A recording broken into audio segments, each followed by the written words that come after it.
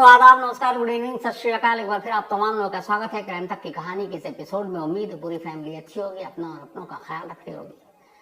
Crime की कहानियां आप लोगों को सुनाता हूँ, उसमें कई बार ऐसी कहानियां होती हैं जिनको सुनने के बाद दिल दिमाग सब कुछ खराब हो जाता है, बड़ा बुरा लगता है, कई बार अफसोस होता है, कई बार ऐसा लगता है कि काश ऐसी कहानियां ना सुनाऊं। लेकिन आज की जो कहानी है, क्राइम की कहानियों में कुछ कम ही ऐसी कहानियां होती हैं जो शायद मुझ तक पहुंचती हैं, आप तक सुनाता हूं मैं। वो कहानियां जिनको सुनने के बाद अच्छा लगता है, और वो कहानियां खासतौर पर जिनको सुनने के बाद पुलिस के बारे में भी थोड़ी सी राय बदलती है। वरना अमूमन यही होता है कि पुलिस के बारे में हम सबका नजरिया एक। और खासतौर पर मैं चूंकि डायरेक्ट क्राइम रिपोर्टिंग से जुड़ा हूँ, बहुत सारे ऐसे इंसिडेंट, ऐसी चीजें, ऐसी इन्वेस्टिगेशन, ऐसे केसेस देखे हैं जहाँ गुस्सा भी आता है कि पुलिस वाले ऐसा क्यों करते हैं या लोगों को क्यों परेशान करते हैं। कई केस को हशप कर देते हैं, कई में लंबे लंबे वक्त लगाते हैं। लेकिन आज की कहानियां तस्वीर बदलने वाली है पुलिस की। कहानी पिछले हफ्ते की है। कानपुर सेंट्रल रेलवे स्टेशन बड़ा मशहूर रेलवे स्टेशन है। तो इसी रेलवे स्टेशन पर दोपहर का वक्त था, तेज गर्मी। आजकल गर्मी अब वैसी तेज है। तो इस तेज गर्मी के दौरान रेलवे स्टेशन पर आरपीएफ यानी रेलवे पुलिस फोर्स की एक टीम गश्त कर रही थी। आमतौर पर देश के सभी स्टेशनों पर इस तरह से गश्त होती है पुलिस की। तो उस वक्त आरपीएफ के 3 लोग थे जो गश्त पर निकले थे। इनमें एक थे दरोगा असलम खान, एक थी आरती कुमारी और एक एएसआई हरिशंकर त्रिपाठी। ये तीनों अलग अलग प्लेटफॉर्म पर जाकर और गश्त कर रहे थे, देख रहे थे कि सब कुछ ठीक है, कुछ संदिग्ध चीजें तो नहीं, कोई किसी को तंग तो नहीं कर रहा है, चोरी वोरी बहुत सारी चीजें होती हैं।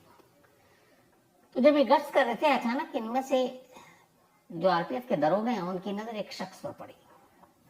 अजीब हुलिया था, बाल बिखरे हुए, दाढ़ी बेतरतीब बढ़ी हुई, कपड़े फटे हुए, पैर में चप्पल भी नहीं। और वो इधर उधर रेलवे स्टेशन पर उस प्लेटफॉर्म पर जो डस्टबिन है, कचरे का डब्बा है, या वो उसको उसके करीब जाता और उसमें से कुछ टटोलता, कुछ पानी की बोतल निकालता और देखता खाली है तो फेंक देता वापस उसमें। कई बार कुछ मुसाफिर पानी पी रहे थे, वो उनके करीब जाकर खड़ा हो जाता और देखता पानी पी रहे लोग, लेकिन वो कुछ बोल नहीं पाता। तो इसी तरीके से काफी देर तक वो पानी की बोतल तलाश रहा है। और तेज गर्मी है, पसीने से तरबतर है, और साफ देखकर हुलिये से लग रहा है कि ये कोई भिखारी टाइप है। कि हम सब की सोच भी है कि अमूमन ऐसे भेष, ऐसे कपड़े, इस हालत में किसी को देखते हैं तो हम मान कर चलते हैं कि भिखारी है। हालांकि कई बार कहा गया कि इंसान को उसके हुलिया या कपड़ों से कभी आप मत आंकिए कि वो क्या है।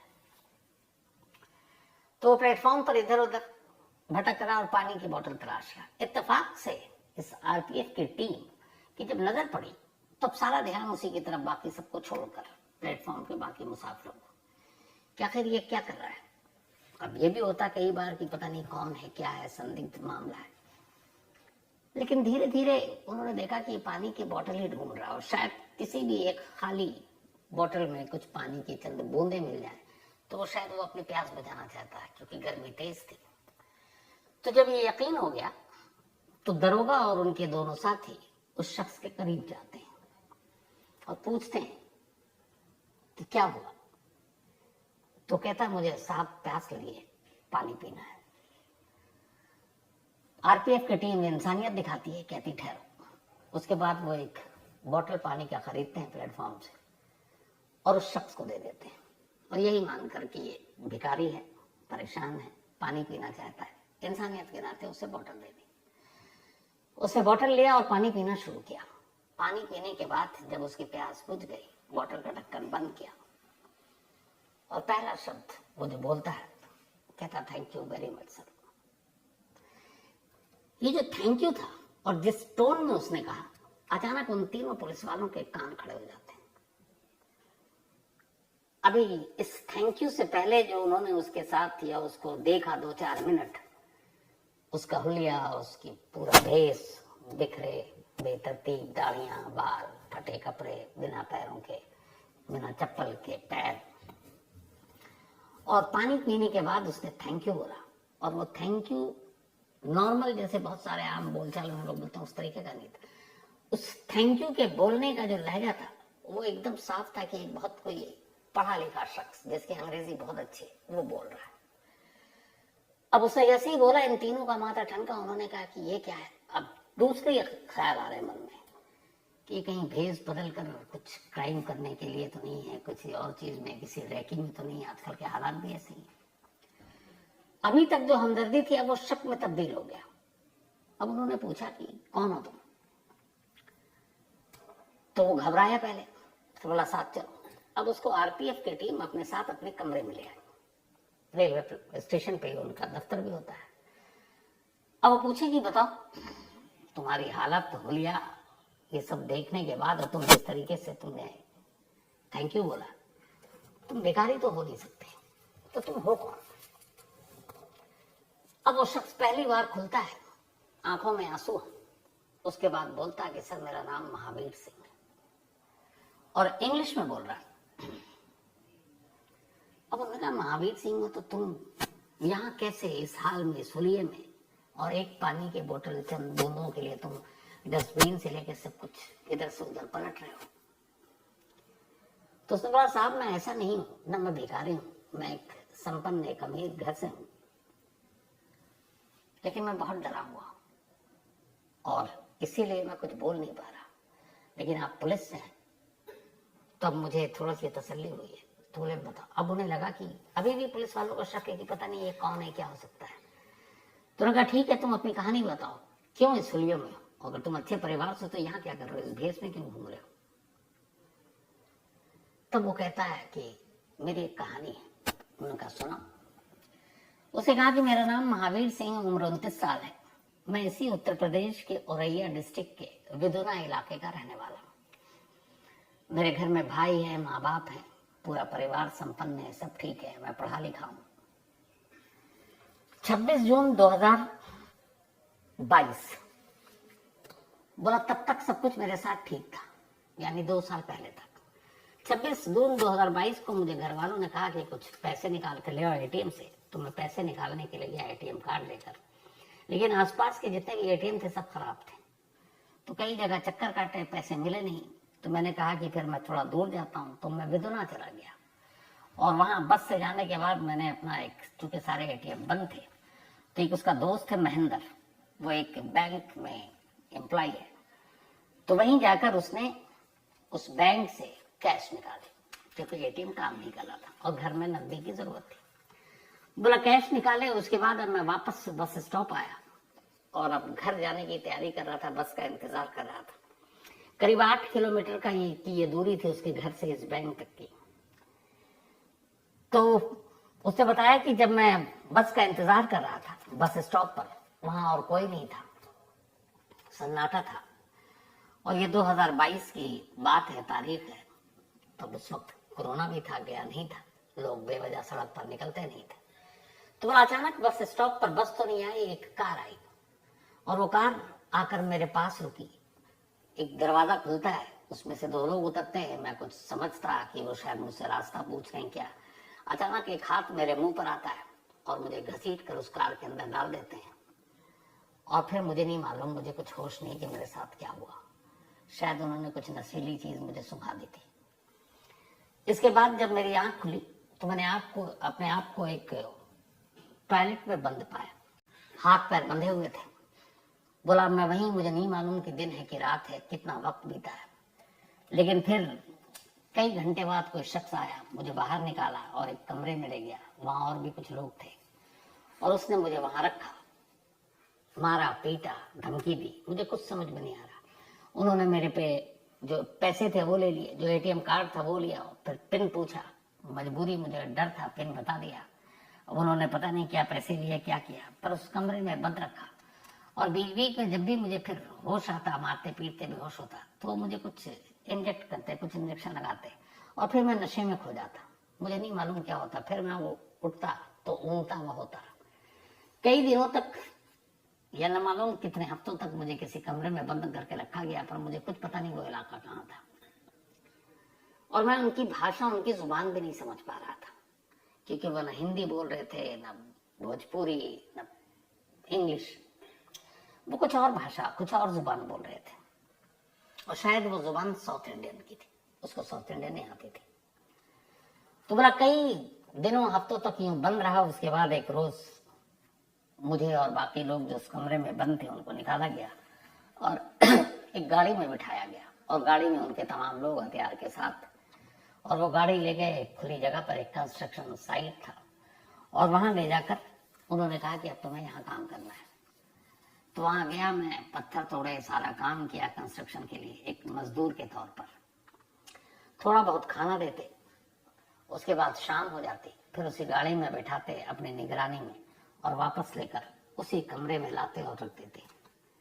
पहरा इतना था कि कहीं से निकल नहीं सकता था। बोले ये सिलसिला चलता रहा, मुझे कुछ पता नहीं। इधर दूसरी तरफ अब कई दिन बीत गए, महावीर घर नहीं लौटा। उधर विधुना में उसके घर वाले परेशान कि वो एटीएम से पैसे निकालने गया, लौटा नहीं।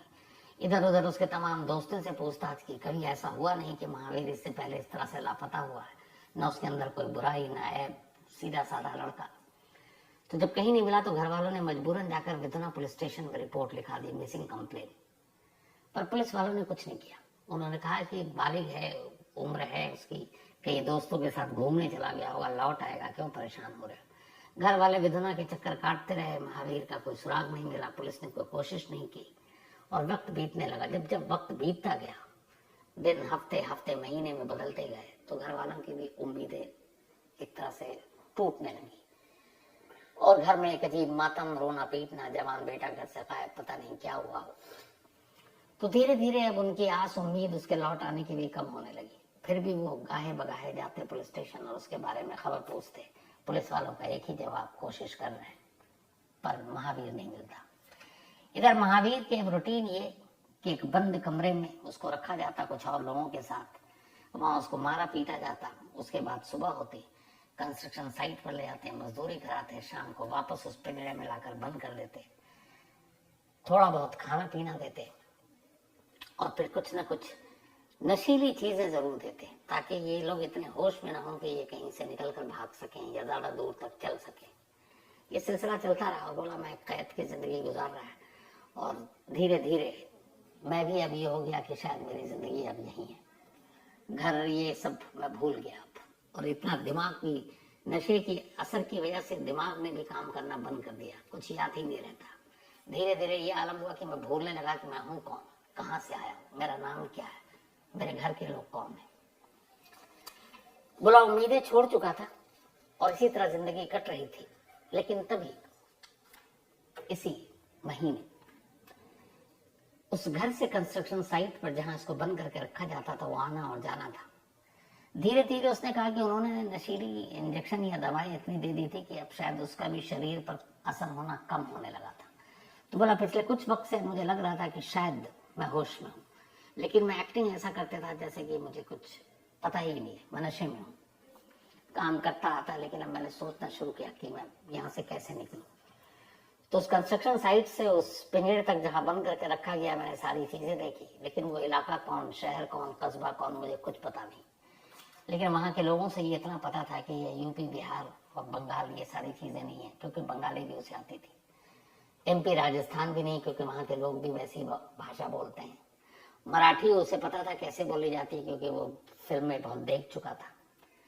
तो उसके दिमाग में ये था कि ये शायद साउथ इंडिया का कोई इलाका है, या तो कन्नड़ या तेलुगु या मलयालम या कुछ बोल रहे हैं जो मेरी समझ के बाहर की चीज है। तो धीरे धीरे उसने रास्ता और वो सारी चीजें देखनी शुरू की और फिर मौका मिला। और करीब 10 दिन पहले की बात है, एक रोज जब उसे लाकर उस कमरे में बंद किया गया, चूंकि लगभग 2 साल होने वाले थे, बल्कि करीब 22 महीने, तो लोगों ने भी इन पुराने कैदियों की तरफ से थोड़ा सा ध्यान देना बंद कर दिया। तो एक रात जब उन लोगों को लगा कि अब ये नशे में है, ये सब सो जाएंगे, इनकी इतनी हिम्मत नहीं कि भाग सकें, पैरों पे चल सकें, मौका देखते ही वो इस इलाके से रात में अंधेरे में निकल पड़ता है, पैदल। पूरी रात पैदल चलता रहता और उसे ये पता नहीं कि जाना कहाँ है। इसके बाद चलते चलते चलते उसे कहीं रेल की पटरी दिखाई देती है। अब वो रेल की पटरी को फॉलो करना शुरू करता है और फिर आखिरकार एक स्टेशन पे पहुंचता है। उसे ये भी पता नहीं है स्टेशन कौन सी, यहाँ से जो ट्रेन आएगी या कहाँ जाएगी। बस ये था कि इस इलाके से जितनी दूर चला जाऊं शायद मैं बच जाऊं। स्टेशन पर इंतजार करता है, एक ट्रेन आती है, वो उस ट्रेन में बैठ जाता है, उसे नहीं मालूम है ट्रेन कहाँ जा रही है। जब वो ट्रेन रुक गई उसके बाद अब आगे जाना नहीं, वहां फिर उतरता है, एक दूसरी ट्रेन पकड़ता है, फिर कहीं और पहुंचता है, फिर तीसरी ट्रेन पकड़ता है, फिर चौथी ट्रेन पकड़ता है। ट्रेन पकड़ते पकड़ते पकड़ते वो आखिरकार साउथ से बाहर निकलता है और इसके बाद वो पहुंच जाता है बंगाल। ठहरो, रुक जाओ।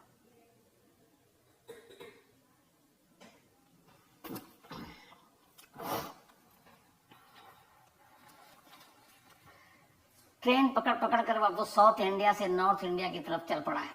उसे लेकिन अब भी कुछ पता नहीं, नशे का असर पूरी तरह से गया नहीं, लेकिन उसे ये पता है कि मुझे यूपी जाना है, यूपी पहुंचना है, अपने घर जाना है, लेकिन कौन सी ट्रेन जा रही है कुछ पता नहीं है, क्योंकि डर ये है कि यहाँ से भागो।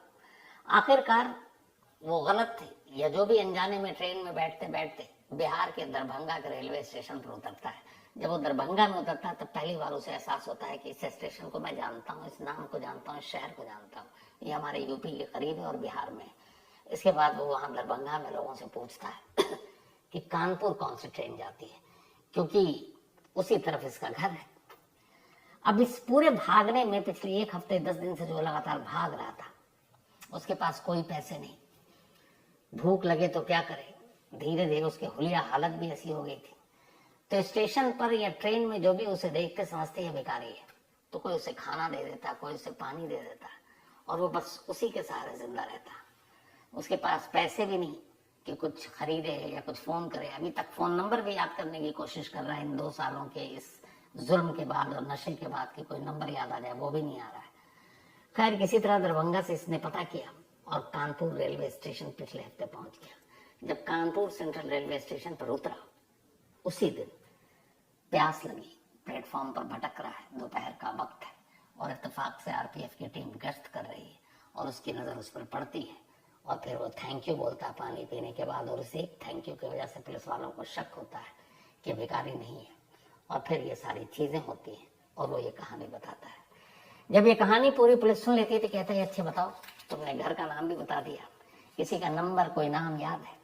तब इसने बहुत दिमाग पर जोर डाला और फिर उसने अपने एक कजन चाचा के बेटे का नंबर दिया और कहा कि ये मेरे चचेरे भाई रविंदर का नंबर है। वो मोबाइल नंबर दिया गया। अब आरपीएफ की टीम ने उस नंबर पे कॉल किया, उससे पूछा आप रविंदर बोल रहे हैं? बोला हाँ। उन्होंने कहा कि आप किसी महावीर को जानते हैं? अब रविंदर उधर शॉक्ड, बोला हाँ हमारा भाई है, पर कहाँ है? वो तो गायब है। बोले रविंद्र, महावीर मेरे सामने खड़ा है। रविंदर को अब यकीन नहीं है, बोला आप झूठ बोल रहे हैं, वो गायब है 2 साल से और अब तो पता नहीं जिंदा भी नहीं है, आप मजाक कर रहे हैं। वो कह रहे मैं पुलिस से बोल रहा हूँ। कह रहे आप झूठ बोल रहे हो। उसने कहा अच्छा रुको मैं वीडियो कॉल करता हूँ और उसको दिखाता हूँ और फिर मैं अपने आप को भी दिखाता हूँ, तुम पहचान जाओगे कि मैं पुलिस हूँ कि नहीं। कहता ठीक है। इसके बाद वो आरपीएफ के दरोगा वीडियो कॉल करते हैं रविंदर को। वीडियो कॉल करने के बाद पहले अपने आप को बताते हैं मैं ये हूँ, तब वो सीरियस होता है। फिर कहते हैं अब मैं जिसको दिखा रहा हूँ वो अपने आप को महावीर सिंह कह रहा है और वो बता रहा है कि तुम्हारे गांव विधवा का रहने वाला है, 26 जून को उसकी किडनैपिंग हुई थी, देख कर बताओ कि ये वो है कि नहीं। वो उधर अब उसको वीडियो कॉल पे दिखाते हैं। पहले तो रविंदर को कुछ पता ही नहीं, क्योंकि सामने एक शख्स ऐसे हुलिये में खड़ा है, बाल बिखरे हुए हैं, दाढ़ी बेतरतीब बड़ी हुई, कपड़े फटे हुए हैं, चेहरे की रंगत हवाइयां सब उड़ी हुई हैं। तो बहुत देर तक देखता है। इधर वीडियो कॉल पे रविंदर को महावीर भी देख रहा है और वो अचानक उसके नाम के साथ बात करता है, बुलाता है। जैसे ही बोलता है वो आवाज पहचान जाता है। फिर ध्यान देता है और वो सोचता है कि अगर ये दाढ़ी और बाल बेतरतीब ना हो तो ये शक्ल हूबहू रही है। उसके बाद उस वीडियो कॉल पे जब बात करता है, 2 मिनट की बातचीत के बाद ही रविंदर कहता है ये मेरा भाई है और हमें तो यकीन ही नहीं है। कहता है आप साहब उसको वहीं रखना, हम पूरे परिवार के साथ आ रहे हैं। उसका रविंदर फौरन फोन करता है गुरुग्राम में महावीर के छोटे भाई को, जो वहां पे एक कंपनी में अच्छे पोजीशन पे नौकरी कर रहा है। वो बताता है कि भाई महावीर कानपुर रेलवे स्टेशन पर है। यकीन नहीं होता है। कहता मैंने खुद देखा है, चलो। उधर विदुना से पूरा परिवार कानपुर के लिए निकलता है, इधर गुरुग्राम से उसका भाई उसी वक्त सारा काम छोड़कर कानपुर सेंट्रल स्टेशन की तरफ। कुछ घंटे के बाद सारे लोग आरपीएफ के उस कमरे में, जिस कमरे में महावीर उन 3 पुलिस वालों के साथ बैठा है, जैसे ही परिवार सामने आता है, देखता है, हर एक की आंखों में आंसू, सब गले मिलकर खूब रोते हैं। और इसके बाद आरपीएफ की टीम महावीर को उसके परिवार को सौंप देती है और वो अपने घर को निकल पड़ता है। एक प्यासे को पानी पिलाना और उसके बदले में उसका एक थैंक यू कहना 2 साल पुराने किडनैपिंग केस को यूं सुलझा देती है। ऐसी कहानियां दिल को छू जाती है। अब इस कहानी का एक पहलू तो ये रहा, अब मैंने जैसे शुरू में कहा कि बहुत सारी बार ऐसा होता है कि हुलिया और ये सारी चीजें देखकर हम लोग समझते हैं भिखारी, और बाकी बहुत कई बार हम लोग उससे ठीक से बर्ताव नहीं, पेश नहीं आते। लेकिन एक दूसरा और कड़वा सच ये भी है कि हमारे देश में वाकई भिखारियों की एक समस्या है। एक पुराना आंकड़ा है, उस आंकड़े के मुताबिक बाकायदा लोकसभा में ये डेटा दिया गया था कि इंडिया में, ये लास्ट डेटा 2011 का आया था, उसके बाद अभी तक आया नहीं। तो उस डेटा के हिसाब से हमारे देश में करीब 4.25 लाख भिखारी हैं, 4,25,000, और इनमें से 2.25 लाख के करीब मेल है। इसके अलावा 1,90,000 के करीब फीमेल है और बाकी बच्चे हैं। अब कमाल यह है कि इन सारे भिखारियों में से 20% पढ़े लिखे हैं, कम से कम 12वीं पास है। 3% तो ऐसे हैं जिनके पास डिप्लोमा है, नौकरी मिली नहीं, काम मिला नहीं, उन्हें लगा कि यार ये धंधा ठीक है, चलो पैसे तो मिल जाते हैं लोग रहम खाकर या कुछ और करके। तो ये तो पूरी तादाद हो गई। और अपने देश में सबसे ज्यादा भिखारी जिस स्टेट में है, सबसे ज्यादा नंबर 1 पर वो पश्चिम बंगाल है, नंबर 2 पर यूपी है, इसके अलावा नंबर 3 पर बिहार है, इसके बाद आंध्र प्रदेश का नंबर आता है, फिर मध्य प्रदेश का नंबर आता है, फिर राजस्थान का नंबर आता है। और कमाल की बात यह है कि सबसे कम जो अपने यूनियन टेरिटरी हैं, जितने भी केंद्र शासित प्रदेश, उनमें थोड़ा कम है। और देश में अगर सबसे कम भिखारी की बात करें तो अंडमान निकोबार में है, यहाँ लास्ट 50 भिखारी थे। चंडीगढ़ में भी भिखारी कम है, वहां पे भी 100 के नीचे, बल्कि 50 से भी नीचे। अब अगर यूटी यूनियन टेरिटरी के हिसाब से बात करें तो दिल्ली में करीब 23,000 भिखारी हैं। इसके अलावा जो मेट्रोपॉलिटन सिटी और बाकी स्टेट्स की तो आपको पता ही, जितने हमारे यहाँ धार्मिक स्थल है, चाहे वो कोई मंदिर हो या फिर कोई दरगाह हो, आपको सबसे ज्यादा भिखारी वहां मिलेंगे। सबसे ज्यादा भिखारी इन दोनों जगहों के अलावा आपको या तो मिलेंगे रेलवे स्टेशन पर या बस अड्डे पर या फिर हर चौराहे पर लाल बत्ती पर। सबसे बड़ा ठिकाना उनका वही होता है। वो जो 2-2.5 मिनट के लिए गाड़ियां रुकती है, जब लाल बत्ती जलती है, तो उस 2-2.5 मिनट में इनका पूरा कारोबार होता है। हालांकि अब गवर्नमेंट ने एक स्कीम निकाली है कि इन भिखारियों को पूरी तरह से खत्म करना है, इनको किसी तरह से कुछ रोजगार या बाकी चीजें मुहैया कराकर, लेकिन पता नहीं कब होगा। लेकिन एक और पहलू ये भी है कि अपने देश में कई ऐसे भिखारी हैं जिनकी महीने की आमदनी 2-2 लाख रुपए है।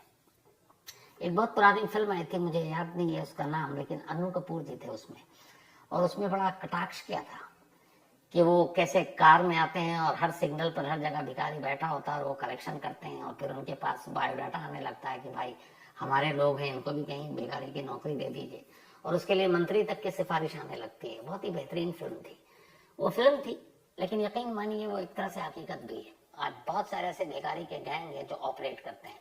हैदराबाद में ऐसी कुछ वक्त पहले की बात है कि पूरा गैंग भिखारियों को पकड़ाया था, जिनका काम था कि लोगों को भिखारी का जॉब देते थे। सुबह उनके घर से बाकायदा ऑटो उनको पिक करती, ले जाकर अलग अलग सिग्नल पर बैठा देती, वो दिन भर भीख मांगते, फिर शाम को वही ऑटो उनको रिसीव करती, फिर वो बिरयानी देती, उनको शराब की बोतल देती, घर पहुंचा देती, अगले दिन फिर ड्यूटी पे वही 9 से 5 पहुंचा देती। और इन सब के से एक की जो आमदनी थी वो 2-2 लाख रुपए थी। तो उसमें बहुत सारे लोग आए कि हमें भी इस धंधे में उतार दीजिए। हैदराबाद पुलिस ने इस पूरे गिरोह का पर्दाफाश किया था। तो ये भी एक फैक्ट, और भीख मांगना और ये हमारे यहाँ एक समस्या भी है। और बहुत सारे लोग मजबूरी में भी ऐसा करते हैं क्योंकि उन्हें कहीं कोई काम नहीं मिलता। वरना आप सोचिए 12वीं पास डिप्लोमा होल्डर भी अगर भीख मांगे तो फिर क्या होगा।